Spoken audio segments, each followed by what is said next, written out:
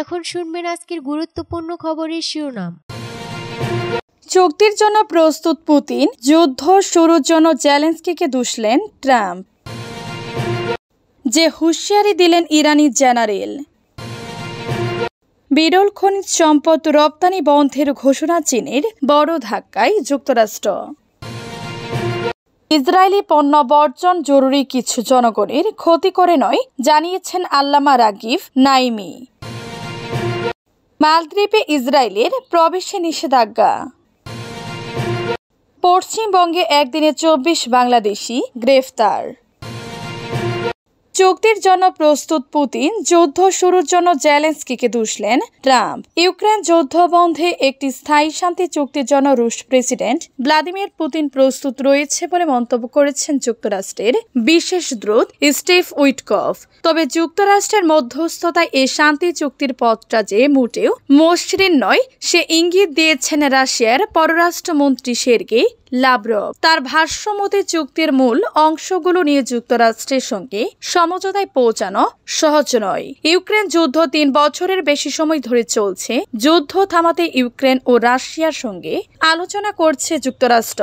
এরই ধারাবাহিকতায় গত শুক্রবার রাশিয়ার সেন্ট পিটার্সবার্গ শহরে পুতিনের সঙ্গে সাক্ষাৎ করেন উইটকফ। পরে গতকাল সোমবার সংবাদ মাধ্যম ফক্স নিউজকে দেয়া সাক্ষাৎকারে তিনি বলেন, সাক্ষাতে পুতিন যে অনুরোধটি করেছেন সেটি হলো স্থায়ীভাবে শান্তি প্রতিষ্ঠা।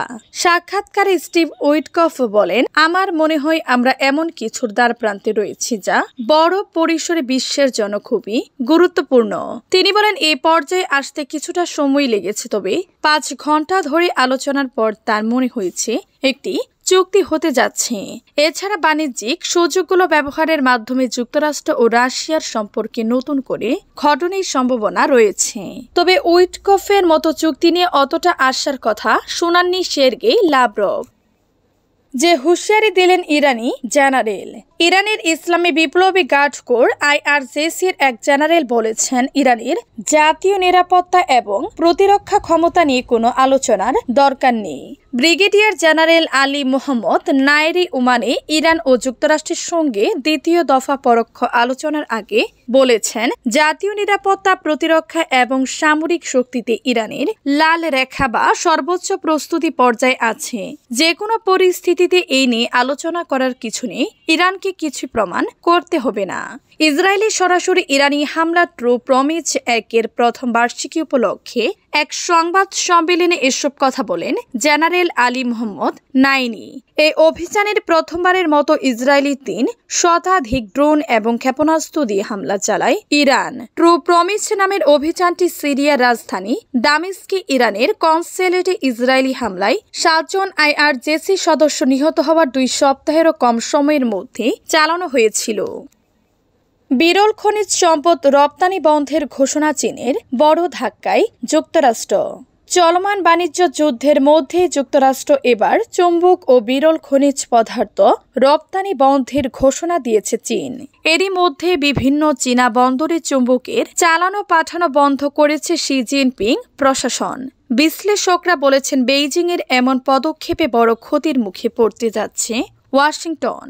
বার্তা সংস্থা রয়টার্স জানিয়েছে, বিশ্বের সবচেয়ে বেশি বিরল খনিজ ও চুম্বক আমদানি করে যুক্তরাষ্ট্র, তার অধিকাংশ আসে চীন থেকে।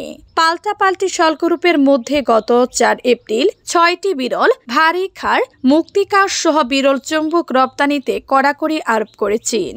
ওই বিরল খনিজ কেবল চীনে পরিশোধন করা হয়, আর বিরল চুম্বকের 90% চীনে উৎপাদন হয়। কিন্তু বাণিজ্য যুদ্ধ তীব্র হওয়ায় এবার এসব পণ্য রপ্তানিতে লাগাম টানল বেইজিং।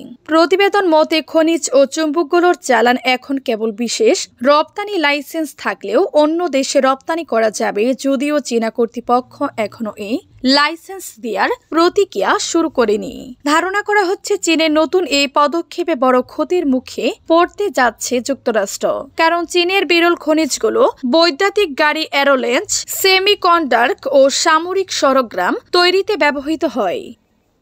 ইসরায়েলি পণ্য বর্জন জরুরি, জানিয়েছেন পাকিস্তানি আলিম। পাকিস্তানের council of Islamic ID Wazir প্রধান আল্লামা রাকিব নাইমি বলেছেন, ইসলামী পণ্য ও কোম্পানিগুলোর উপর অর্থনৈতিক বয়কট আরোপ জরুরি, কিন্তু এই বয়কটে সাধারণ নাগরিকদের জীবন ও সম্পত্তির কোনো ক্ষতি করা উচিত নয়। আল্লামা রাকিব নাইমি এক বিবৃতিতে বলেন, আমরা ইসরায়েলের অপরাধমূলক কর্মকাণ্ডে নিন্দা জানাই। এসব অপরাধমূলক কর্মকাণ্ড প্রতিরোধে সবার সাধ্যমতো দায়িত্ব পালন করা প্রয়োজন। কাউন্সিল অফ ইসলামিক আইডিওলজির চেয়ারম্যান বলেন, ইসরায়েলি পণ্য ও কোম্পানিগুলোকে অর্থনৈতিক বয়কট করা প্রয়োজন, কিন্তু অর্থনৈতিক বয়কটে সাধারণ নাগরিকের জানমাল ও সম্পত্তির যেন কোনো ক্ষতি না হয়। পাকিস্তানি ইসলামী আদর্শকে সম্মত রাখতে যে জাতীয় প্রতিষ্ঠানটি রয়েছে সেটি ইসলামী নজরিয়াতি কাউন্সিল বা কাউন্সিল অফ ইসলামিক আইডিওলজি। গাজায় ইসরায়েলি হামলার বিরুদ্ধে পাকিস্তান জুড়ে কয়েকদিন ধরে বিক্ষোভ অনুষ্ঠিত হচ্ছে। পাকিস্তান দীর্ঘদিন ধরে পূর্ব জেরুজালিমকে আল কুদুস আল শরীফ রাজধানী করে 1967 সালের আগে সীমান্ত অনুযায়ী স্বাধীন ফিলিস্তিন রাষ্ট্রের পক্ষে অবস্থান নিয়ে আসছে এবং ইসরায়েলকে স্বীকৃতি দেয়নি। মালদ্বীপে ইসরায়েলদের প্রবেশে নিষেধাজ্ঞা।